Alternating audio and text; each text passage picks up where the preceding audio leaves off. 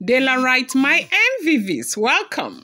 Queen Naomi ultimately won as talks are ongoing to finally honor and officially reinstate her on the Yoruba Council Worldwide Omoluabi Day, okay? Now, that word too, you people, I know that some of you now, if they allow you carry cane from on top of my head, I beg, make una no verse, okay? Now, they say talks are ongoing to get Queen Naomi finally and officially reinstated shortly after the Yoruba Council Worldwide Omoluabi Day. Okay, that day is coming up on the 1st of May 2025. Okay, now in the interest of those who may not know what this Yoruba Council Worldwide Omoluabi Day is, it is a festival dedicated to celebrating Yoruba culture, unity and identity. The term Omoluabi embodies virtues such as integrity, resilience, and hard work, qualities highly esteemed in Yoruba society.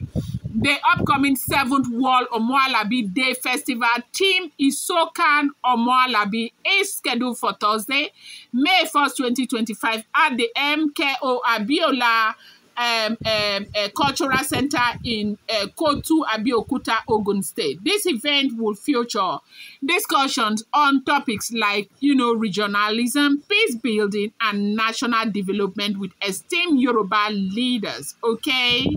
Yes, so with esteemed Yoruba leaders. Okay? Now, people that are expected to be part of this event will be dignitaries like President Bola Ahmed Tinubu, Governor Dapo Abiodun, Oni of Ife, His Imperial Majesty Oni Adeyeye Enitan Ogunsi Ojaja, the second Grand Patron of the Council, okay? Alafin of Oyo Iku Baba Yeye, Abimbola, then Alaka of Egbaland, okay, Oba Ade Doton Aremu Bajobo.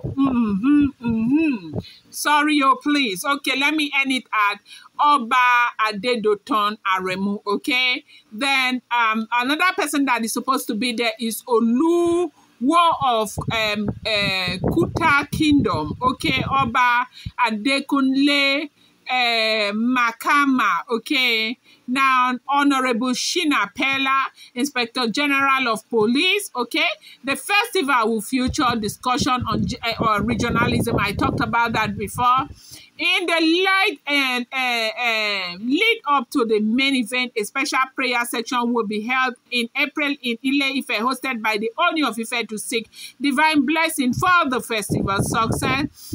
The World Council Day encourages all Yoruba individuals, both in Nigeria and the diaspora, to participate actively in the festivities, reinforcing their commitment to cultural heritage and collective advancement.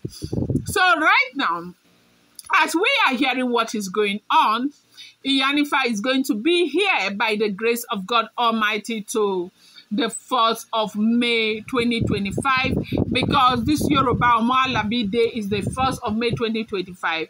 That day is going to be, a day to reckon with, and then after that day, Queen Naomi will be reinstated. Now, all of those people are also part of this reinstatement of Olori Naomi. That is where you see beauty, strength, and everything. It's not by just showing yourself all over the place. So it's by being known for what you stand for, okay? Anybody that God has blessed. No matter how much you fight, you will never take away the blessing of God from the life of people like Olori Naomi.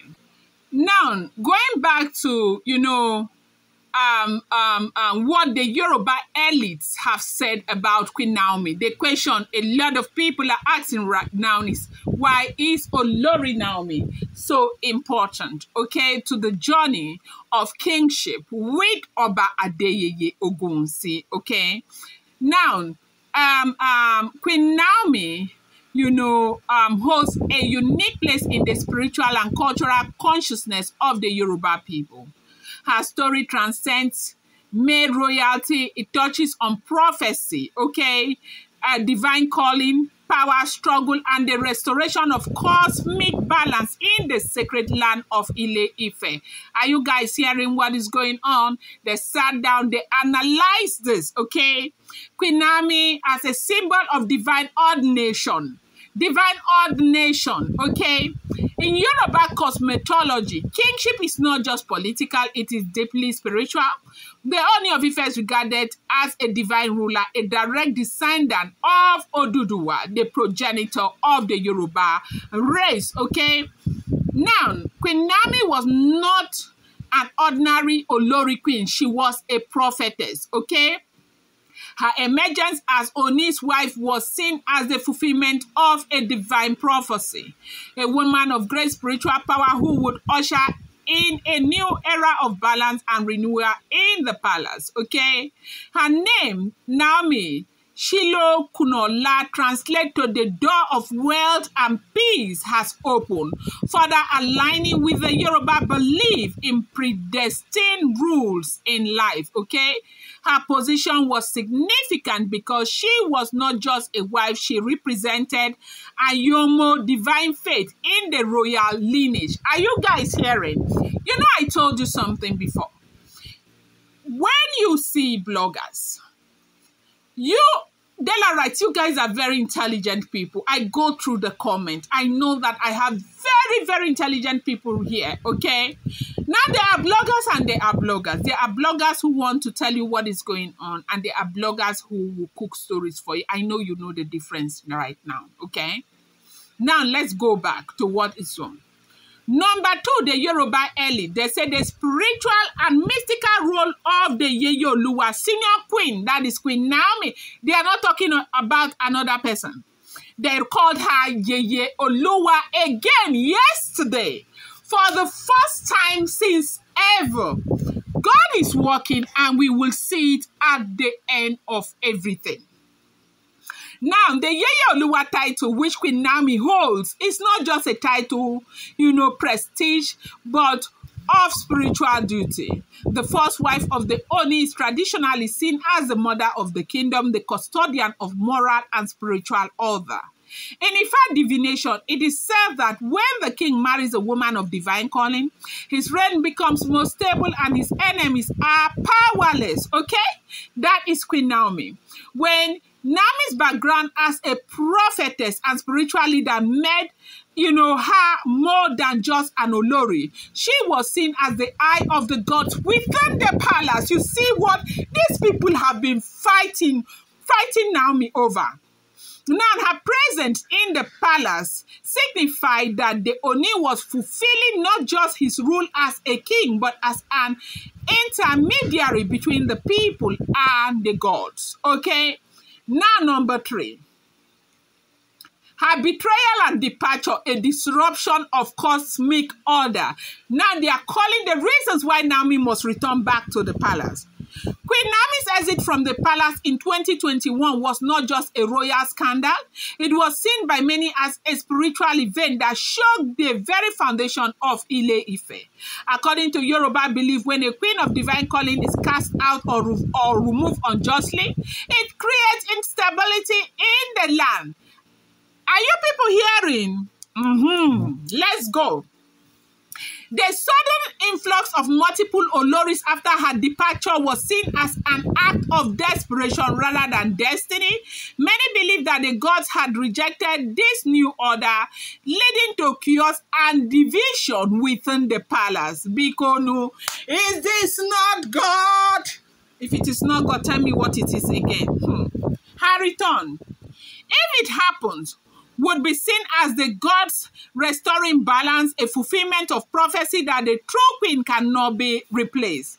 Her departure and possible reinstatement mirror the stories of legendary queens. This is not the first time this is happening. In Ile-Ife, it has happened before, and they always came back.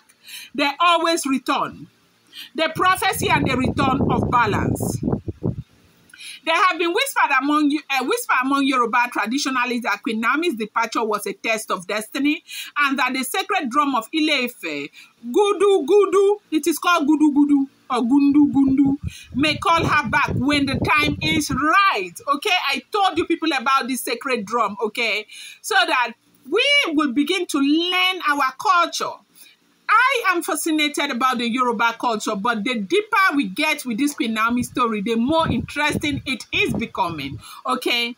Now, the Yoruba Council worldwide recent call for her reinstatement is not just political, it is deeply spiritual. Many believe that her return will signify the God's forgiveness and the restoration of peace and honor to the Oni's throne. Her story is becoming a modern-day Yoruba parable, reflecting themes of betrayal, exile, and divine restoration, a theme seen throughout Yoruba oral tradition. Oh, in fact, I don't even know what to say again. If I continue now, it will be too long and too long and too long and too long what they are saying. Now, in conclusion, Queen Naomi Ogunsi's significance goes beyond her marriage to the Oni of Ife. She has become a symbol of destiny, spiritual power, and resilience of divine purpose. Whether or not she returns, her story will be remembered as one of the most powerful narratives in contemporary Yoruba history. She represents the unbreakable link between spirituality and royalty, a reminder that kingship is more than politics. It is a sacred duty dedicated by the gods, okay? If she does return, her story will be woven into the fabric of Yoruba mythology, much like Moremi, signifying that no matter how much the world changes, destiny will always prevail. I'm going to bring you guys more updates. I appreciate you guys so much. Do not forget, these are all alleged, rumored, unverified information making the rounds on social media and should not be seen as fact.